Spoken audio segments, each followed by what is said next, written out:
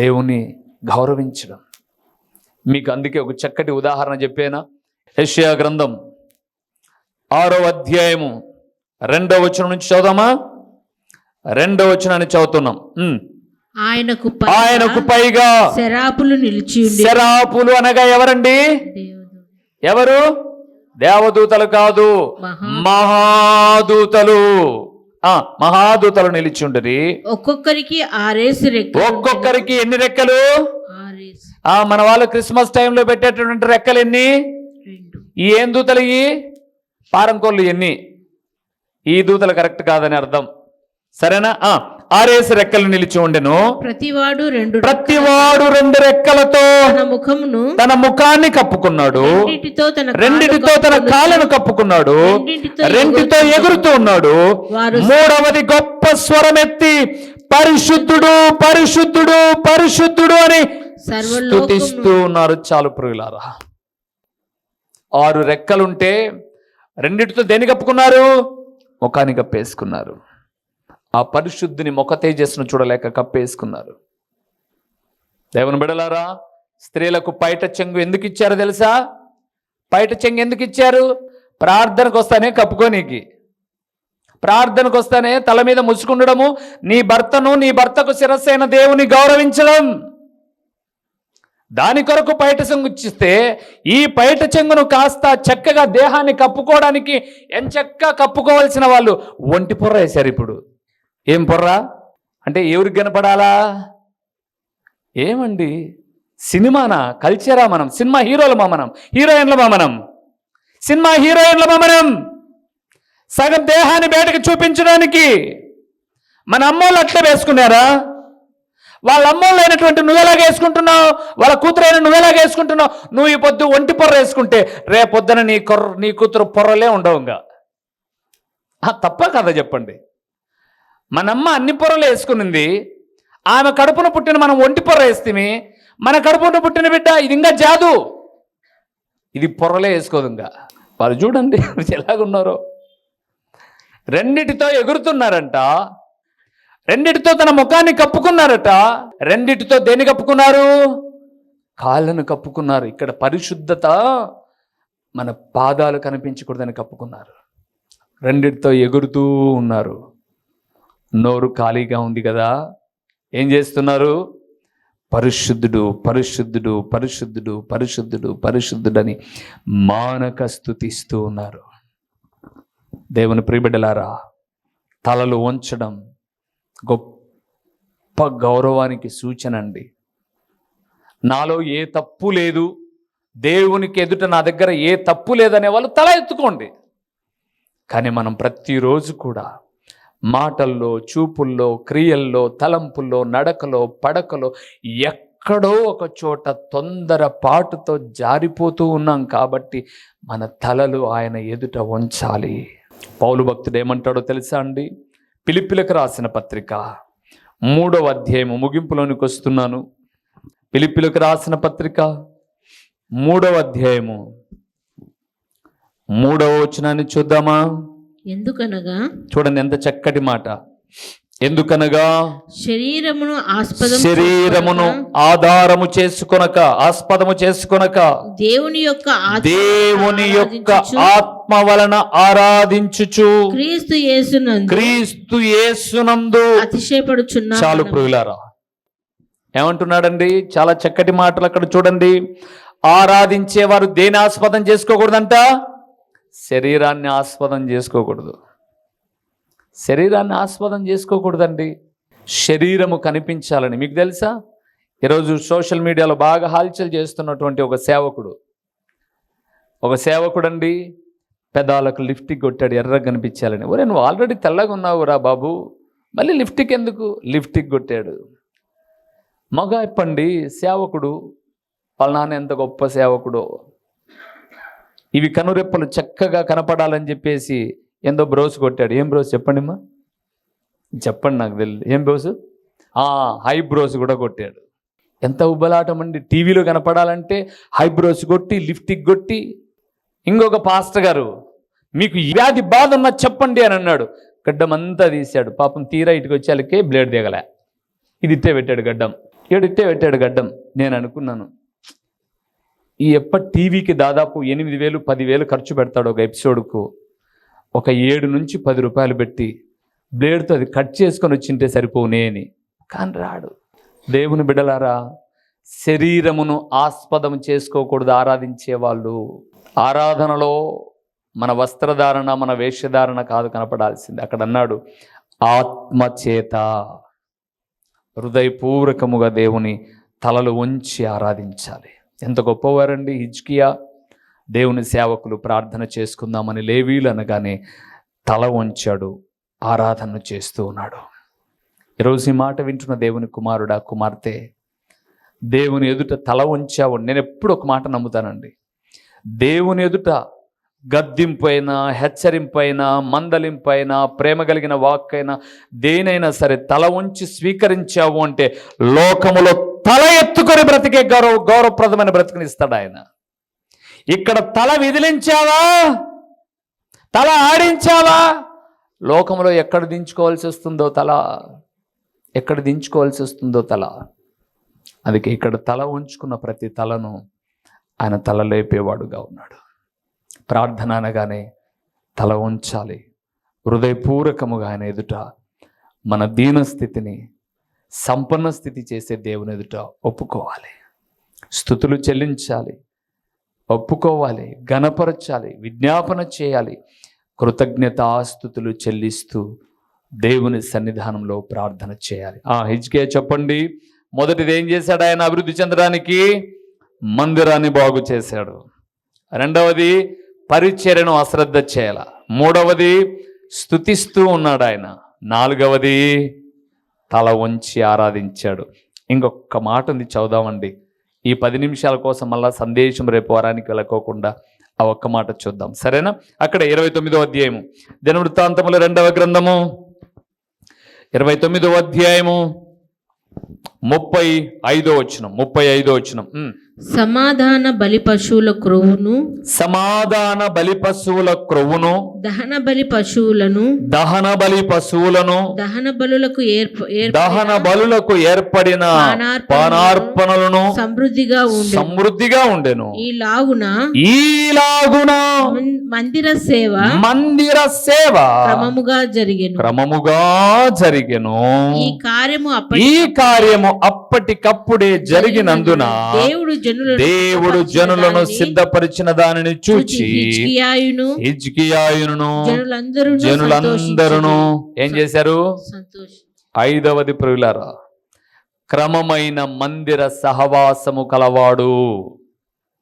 ఏ సహవాసం ఉంది హిజ్కియాకు? క్రమమైన మందిర సహవాసం ఉంది.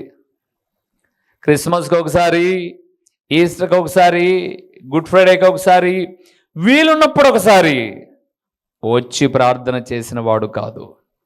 అందుకే మీరు ఆ పదాన్ని అండర్లైన్ చేసుకోనండి. 35లో 3వ లైన్లు, ఈలాగున యెహోవా మందిర సేవ ఎలాగ జరిగింది? క్రమంగా జరిగింది. క్రమంగా ఉండాలండి. క్రమము ఎప్పుడైతే ఉంటుందో అభివృద్ధి ఉంటుంది ప్రియులారా. క్రమము లేని చోట ఏముంటుంది? అక్రమం ఉంటుంది. క్రమము చాలా ప్రాముఖ్యమైనది. మిమ్మల్ని ఒక ప్రశ్న అడుగుతాను నేను. ఇన్ని రోజుల ఆరాధనలో ఏ రోజైనా క్రమాన్ని మీటి మధ్యలో ఎవరెవరో వస్తారా, లాస్ట్లో వచ్చి నిలబడతారు. కిందనున్నప్పటి నుంచి కూడా ఏవేవో ఆహ్వానాలు తీసుకొస్తారు. సహాయం అడిగిన వాళ్ళు ఉన్నారు, ఆహ్వానాలు ఉన్న వాళ్ళు ఉన్నారు. కొన్నిసార్లు మీకు ప్రకాష్ రెడ్డి సార్ క్యాలెండర్లో 5,000 కానుక పంపించారని వచ్చిన వాళ్ళు ఉన్నారు. ఎవరెవరో వచ్చారు, ఏమేమేమో వచ్చాయి.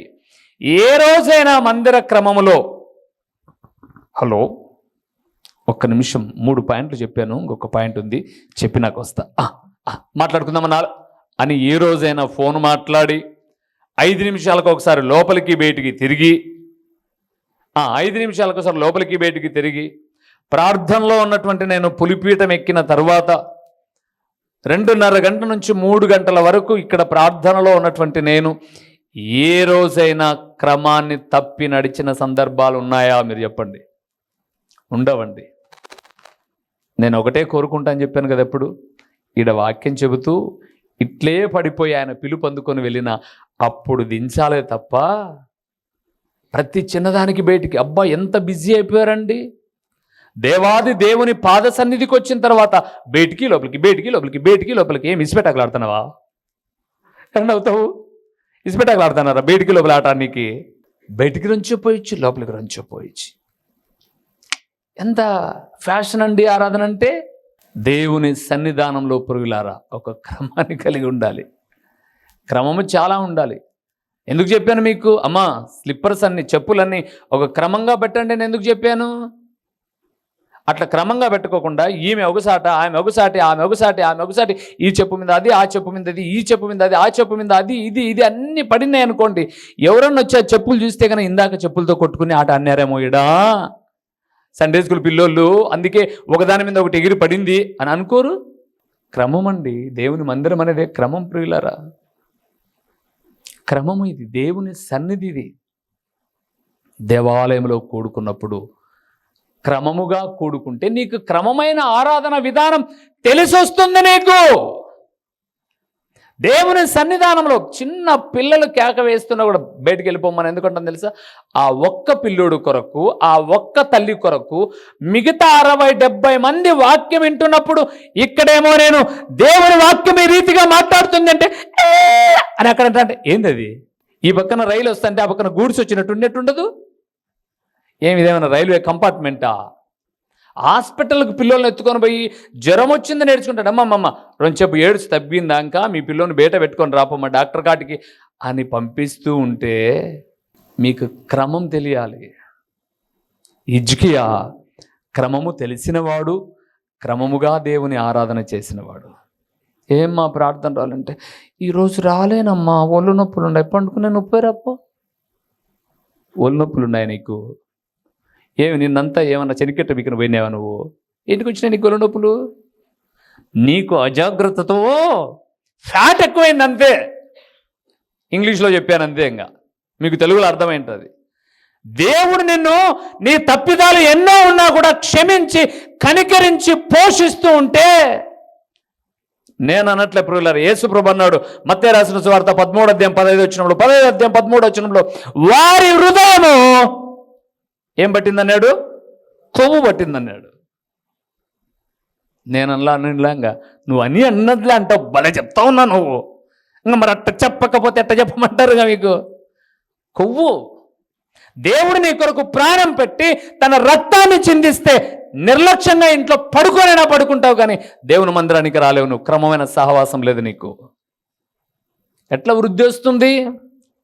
నువ్వేదో కష్టపడ్డావులే, కానీ నువ్వు ఒక క్రమాన్ని కలిగి ఉంటే నీ తర్వాత వచ్చే నీ పిల్లల్ని దీవిస్తాడు ప్రియులారా ఆయన. ఈరోజు కష్టపడ్డావు అనుకో, నీ పిల్లల్ని దీవిస్తాడు ఆయన. తర్వాత ఉన్న తరాన్ని గుర్తుపెట్టుకో. ఎప్పుడైనా మనం మందిర సహవాసాన్ని ఎప్పుడు మానాలి అంటే ఇంకా మంచం మీద నుంచి దిగి రాలేని పరిస్థితి ఉంటే తప్ప ఏ పరిస్థితిలో కూడా దేవుని సహవాసాన్ని ఏం చేయకూడదు? మానుకోకూడదు. ఈరోజు మా వాళ్ళది పుట్టింటోళ్ళది పుట్టింటికలు ఉంటే నువ్వు పోతే కానీ ఆడ కత్తెర తెగదు. మరి నీ కొరకు ప్రాణం పెట్టిన దేవుని సంగతి ఏంటి? క్రమం. ఒక్కసారి నేర్చుకున్నామా జీవిత అంతం వరకు క్రమం. అంతే ప్రియులారా. ఇంటి నిండుతా పొట్టుంటే ఏ లాభం అండి? ఇంటి నిండుతా పొట్టుంది అనుకోండి, ఏమైనా లాభమా? గింజలు పెరకడున్న లాభమే. నేను పొట్టు కోరుకునే సేవకుని కాదు, నేను గట్టి గింజలు కావాలి. మీరు ఆహారానికి ఉపయోగపడాలి, దేనికైనా సరే ఉపయోగపడే పవిత్ర పరిశుద్ధమైనటువంటి మంచి గింజలుగా మీరు ఉపయోగపడాలి. దానికి క్రమము. అందుకే యేసు ప్రభుల వారు 5 రొట్టెలు 2 చేపలు విరిచి వడ్డించేటప్పుడు అందరినీ బఫే సిస్టమ్ రమ్మను అన్నాడా? ఏమన్నాడండి ఆయన? అందరినీ పంక్తులుగా లైన్గా కూర్చోబెట్టండి. ఆ కూర్చున్న వాడిలో రొట్టెలు తెచ్చినోడు కూడా ఉన్నాడు. ప్రభా నేను రొట్టెలు ఇచ్చిందిలే, ఆయన ఫస్ట్ బంతి ఆయనలా లైన్లో కూర్చోరా బాబు అన్నాడు. దేవుడు ఇచ్చిన వాడికి ఇయ్యని వారికి క్రమాన్ని నేర్పించేవాడు. హిజ్కియా ఇంతగా దీవించబడ్డానికి కారణం ఏంటి అని మనం చూస్తే చాలా ప్రాముఖ్యమైన విషయము. మందిర క్రమమైన సహవాసం కలిగిన వాడు. ఇప్పుడు చెప్పండి, ఈ 5 విషయాల్లో అన్నా నేను ఐఎమ్ పర్ఫెక్ట్ అన్నా, దేవుడు నాతో మాట్లాడాడు, నేను నిజంగా ఇన్ని రోజులు నా హృదయంలో చెత్తా చెదారని పెట్టుకొని ఉన్నమాట వాస్తవమే. శనివారం అయ్యేసరికి మా టీవీ కావాలి, ఆదివారం అయ్యేసరికి జీటీవీ కావాలి, అమ్మో ఆ ఛానల్లో ఏమొస్తుంది, ఈ ఛానల్లో ఏమొస్తుందో, చూడకపోతే రేపు పొద్దున హీరోయిన్ వచ్చి జుట్టులో పెట్టమని కొడుతుంది, కాబట్టి నేను చూస్తా వచ్చినాను, చూడను, నేను నా హృదయాన్ని బాగు చేసుకుంటా అని అంటే దేవుడు నేనేం చేస్తాడు? వృద్ధిపరుస్తాడు. కానీ నీకు నిగ్రహ శక్తి లేదే, నిగ్రహ శక్తి లేదు నీకు. ఇంకా దేవుని నమ్మి ఇంతకాలమైనా నీకు ఫేవరెట్ హీరోలు ఉన్నారు, ఫేవరెట్ హీరోయిన్లు ఉన్నారమ్మా. అందుకే కదా గుడ్డల షాపుకు పోతానే వాడు అంటాడు, ఇది పలానా ఆమె కట్టించారమ్మా అంటే కట్టించీర తెచ్చుకుంటారు మీరు, బుద్ధి లేని వాళ్ళు మీరు. చాయ్ కట్టిన చీర నాకెందుకురా దరిద్రుడా, ఇది కొత్త చీర అమ్మా, ఆమె ఆ పేరు వద్దయ్యా, నాకు మంచి శారీ, నేను నాకు నచ్చింది తీసుకుంటాను, నువ్వు బెయ్ అని అడగాలి. మా ఫలానా ఆమె కట్టిందమ్మా ఈ చీర అని అంటే ఆమె కట్టింది నాకెందుకని అడగరే మీరు. నేనంటే నా సేవా జీవితంలో పరిస్థితులు బాగలేక ఏదో పాతగుడ్డ తెచ్చి కుట్టుకొని కడుక్కొనేసి ఉతుక్కొనేసి వేసుకున్నాను నేను. దేవుడు మిమ్మల్ని దీవించాడు కదా. సినిమా హీరోయిన్లు పోకడలకు పోగాకండి. వాళ్ళు గుట్టించుకున్నట్టుగా కిటికీలు దారాలు, కిటికీలు దేనికి ఉండాలి మామూలుగా? ఇంటికి ఉండాలా? మీకెందుకు మా కిటికీలు? మీకు అర్థమైంటుంది. మీకెందుకు కిటికీలు? మీకొద్దు, మీకు ఏ కిటికీలు వద్దు. మీరు ప్రశాంతంగా ఒక మంచి యోగ్యకరమైనటువంటి దేవుని కుమార్తెగా, దేవుడు మెచ్చే ప్రియబిడ్డలుగా, నిండుగా భారతదేశ సంస్కృతిని తలిపించేటటువంటి తల్లిగా, స్త్రీమూర్తిగా చక్కగా మన మందిరంలో ఆంక్షలు ఏం లేవు కదండి. గాజులు తీసేయాలి, కమ్మలు తీసేయాలి, ముక్కులు తీసేయాలి, అవి తీసేయాలి, ఇది తీసేయాలి, ఏం లేవు కదండి. నిండార్లుగా 1 డజన్ బ్యాంగిల్స్ వేసుకోండి, చక్కగా వేసుకోండి, మంచిగా ఇక్కడ దాకా ఇది చేసుకోండి. ఎంత ఇదైపోయిందండి. సో హృదయాన్ని బాగు చేసుకోండి.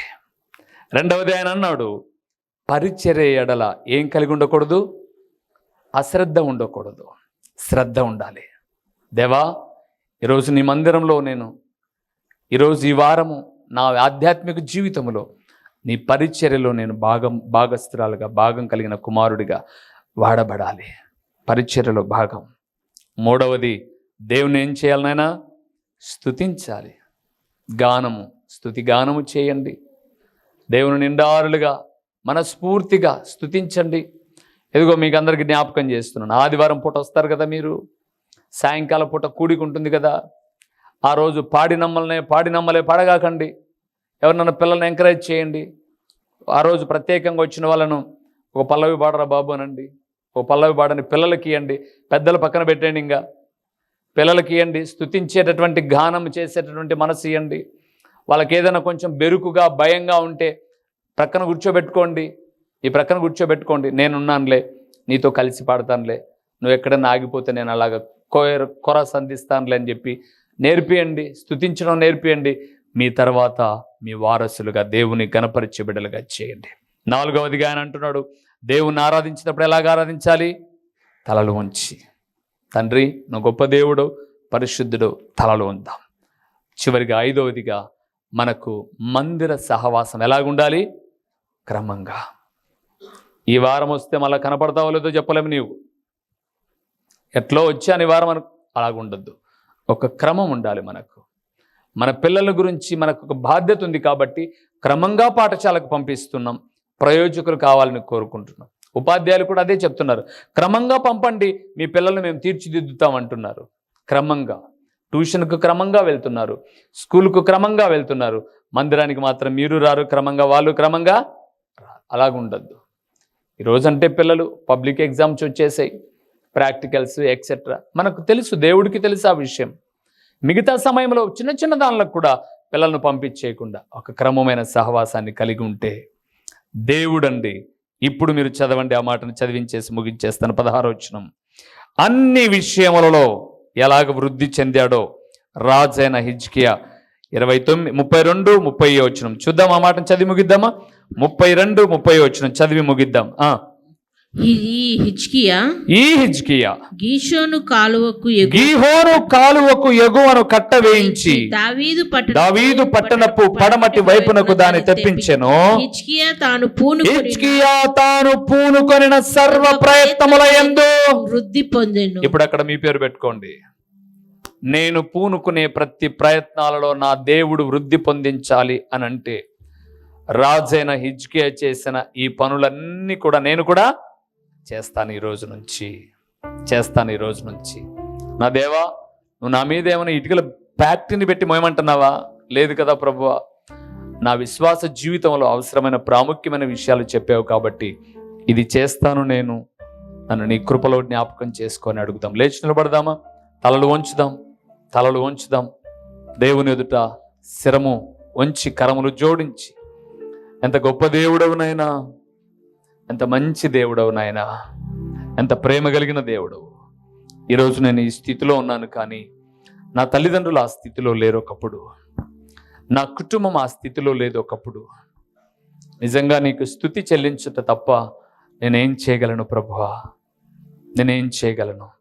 ఒక్కసారి ఒక్క నిమిషం ఆయన ఎదుట తల ఉంచి నీ దీన స్థితిని సంపన్న స్థితిగా మార్చిన దేవుణ్ణి జ్ఞాపకం చేసుకో. కుమారుడా, కుమార్తె, ఒకప్పుడు ఉన్నిందా నీకు ఈ స్థితి? నిజంగా పూర్వపు దినాల్లో ట్యూబ్లైట్ చూడని తల్లిదండ్రులు ఉన్నారు, బల్బును చూడని తల్లిదండ్రులు ఉన్నారు.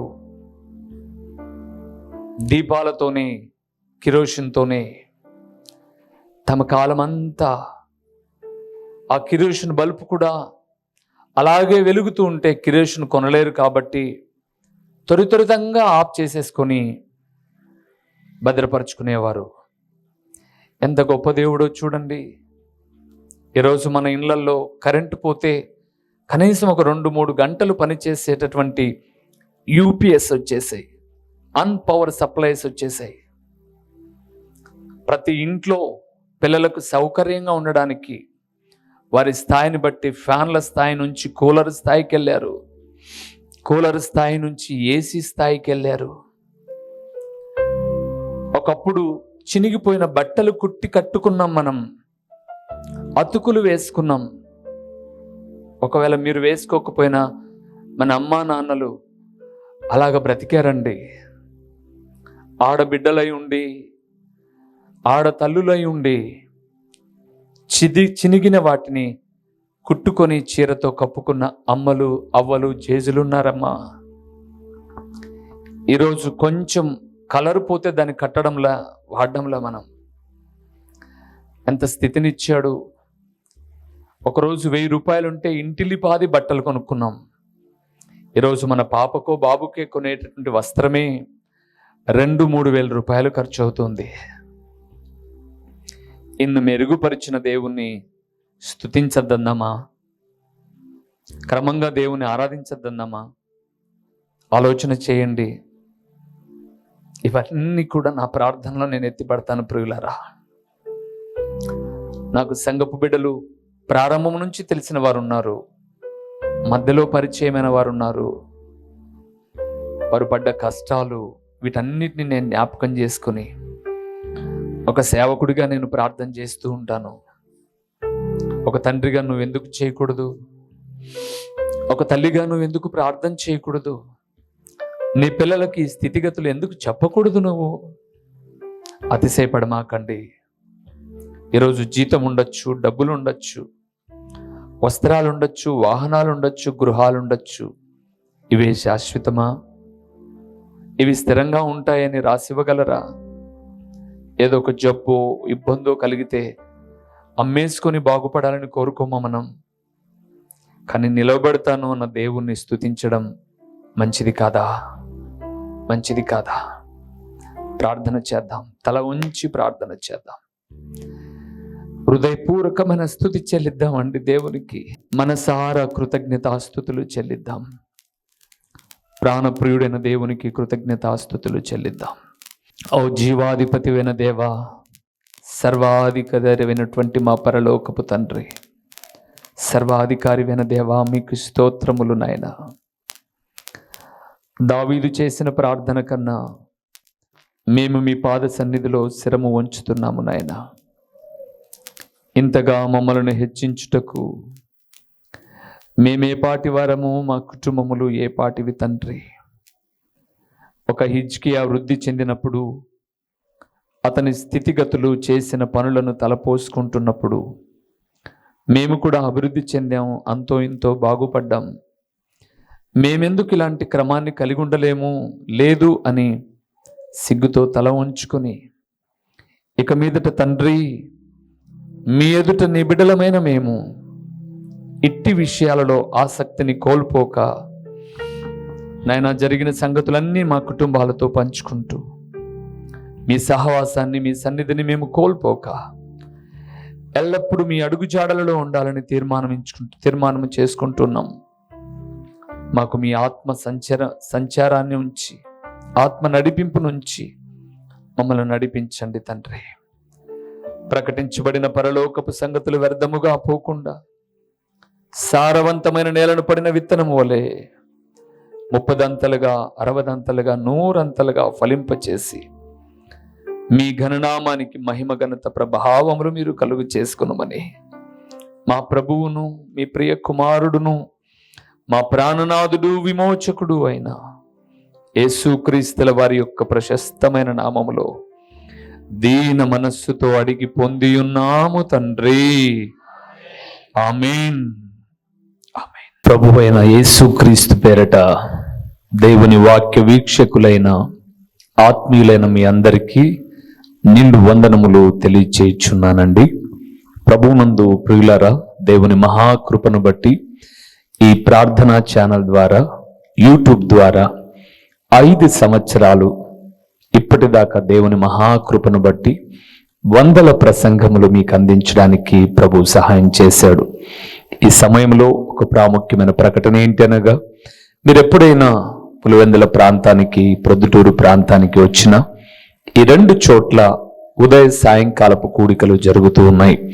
పులివెందుల ప్రాంతంలో అయితే ప్రతి ఆదివారం ఉదయం 9 గంటల నుంచి 11 వరకు ప్రతి ఆదివారము ప్రభు బల్లారాధన ఉంటుంది. ప్రొద్దుటూరులో కూడా ఉదయకాలము 9 గంటల నుంచి 11 గంటల వరకు ప్రభు బల్లారాధన. తిరిగి ప్రొద్దుటూరులో సాయంకాలం 6:30 గంటల నుంచి 8:30 వరకు సాయంకాలపు సువార్త కూడికలో దేవుని సేవకుడినైన నేను వచ్చి దేవుని వాక్యాన్ని ప్రకటిస్తాను. మీరు ఒకవేళ ఈ ప్రాంతానికి ఎప్పుడైనా వచ్చినా, లేదా మీరు ఈ ప్రొద్దుటూరు పులివెందుల ప్రాంత వాసులైతే దేవుని వాక్యము మాత్రమే ప్రకటిస్తున్న అమూల్యమైన సందేశాలను వినుట కొరకు మిమ్మల్ని ప్రేమతో ఆహ్వానిస్తున్నాను. ఎందుకు మీరు ప్రొద్దుటూరు పరిసర ప్రాంతాలలో ఉన్నవారైతే సాయంకాలపు సువార్త కూడికకు సూపర్ బజార్ రోడ్డులో ఉన్నటువంటి క్రీస్తు ప్రార్థనా గృహానికి మీరు రాకూడదు. మిమ్మల్ని ప్రేమతో ఆహ్వానిస్తూ ఉన్నాను. రండి ప్రియులారా, మీరు నేను కలిసి దేవుని నామాన్ని కనపరుద్దాం. ఒకవేళ పులివెందుల ప్రాంతంలో ఉన్నట్లయితే ఇక్కడికి రండి, ఆ ప్రొద్దుటూరు ప్రాంతంలో ఉన్నైతే అక్కడికి రండి. లేదా మీరు ఈ రెండిటికి మేము దూరంగా ఉన్నాము అనంటే ప్రతిరోజు యూట్యూబ్లో ఒక సందేశం ఉంటుంది, వీక్షించండి, ఆత్మీయమైన మేలులు పొందండి. ప్రభు పేరట మీ అందరికీ నిండు శుభాభివందనములు.